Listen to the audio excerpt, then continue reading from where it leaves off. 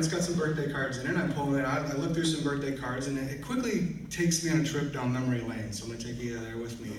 This trip is related to my brother and my relationship, and how much we just spend a lot of time making sure that we celebrate each other's birthday. And that comes, as I thought about it, that comes from the relationship that we have with our mother.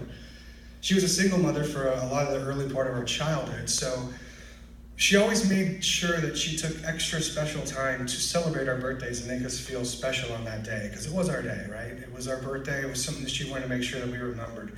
It was challenging with Matt because his birthday is December 23rd, so imagine 2 days before Christmas. It's hard to separate those two in a proper way, especially on a single mother's budget.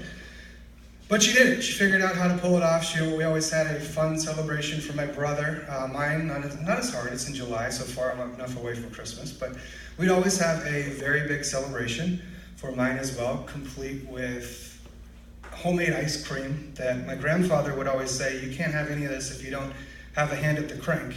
If anybody's ever made homemade ice cream, they know what I'm talking about. It takes a lot of time and a lot of cranking to make that ice cream as smooth as it needs to be. So if you didn't work, you didn't get to enjoy the fruits of the labor. So I always remember I have from that as well. But time goes on. We grew up. We kind of grew out of birthday celebrations of that degree. I went to college. Eventually moved to Florida. We always made it a particular point to send birthday cards back and forth. Sometimes you Facebook now, you don't do that as much. But we always made it an important thing that we took time to put a stamp on an envelope, send $50 cash. Yes, it was cash. We didn't do checks. Never lost one in the mail.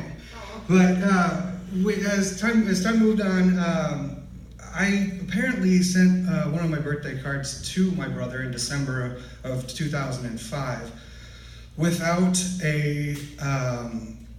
writing on it. It was blank. I went and bought my brother's favorite Looney Tunes character and thought this would be a fun birthday card to send back to my brother. And he calls me up and he said, "Did you forget something?" I said, "What? I put the $50 in." He said, you didn't sign the card." I'm like, "I didn't sign the card. What the hell was I doing?" So I guess I was like, all right, well, I guess you can reuse it wherever you want. And sure enough, July comes around, I open the card, and it's the same card. So he's signed it, happy birthday.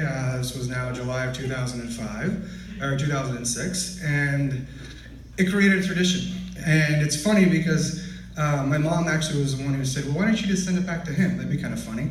And so we had about, we sent that card back and forth for quite a few years. Just found somewhere to write on it, sent it back and forth. It became a tradition that was fun to be a part of. And then I bought a house in July of 2011 and was packing things up, and I just got the card. My mom came down to help us move, and she bought the card, hand-delivered, and I realized that I packed it away in a box and didn't know where it was.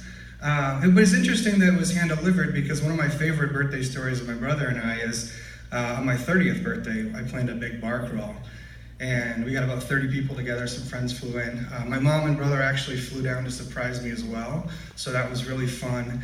And we got to experience another birthday together, and it was hand-delivered on the card, so it's always fun to see that when we were together, we hand-delivered it, we just sent it through the mail.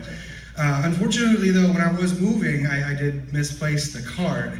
And after I got moved into the new house, I looked everywhere. I panicked because I knew this phone conversation wasn't going to be a fun one. Because I always give him a hard time about not losing the card.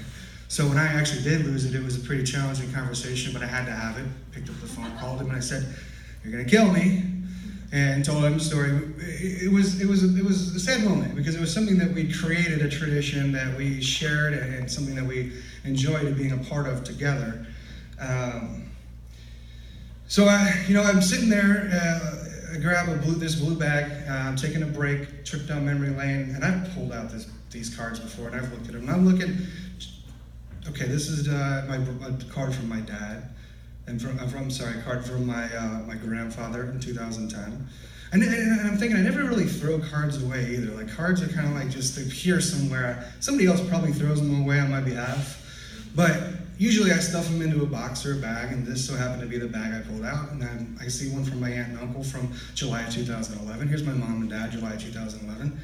I thumbed that one to the back, and I look down and I see the Tasmanian devil staring up at me. And I am like, no freaking way. This card has been this close to me for years now. And I had not seen it. I mean, this is just insane. It's like that closet was in complete disarray because the Tasmanian devil was right there, hiding in plain sight the entire time. So, of course, this phone conversation was a lot better. I pick up the phone, I tell him, hey, guess what I found? He has no idea. We talk about it. Figured I let him guess at a few things. No, I found Taz. You found Taz? Yeah, I found Taz.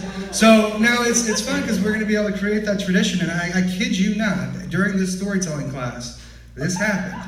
And we were talking about family, and I said, this story just about hit me in the face. So.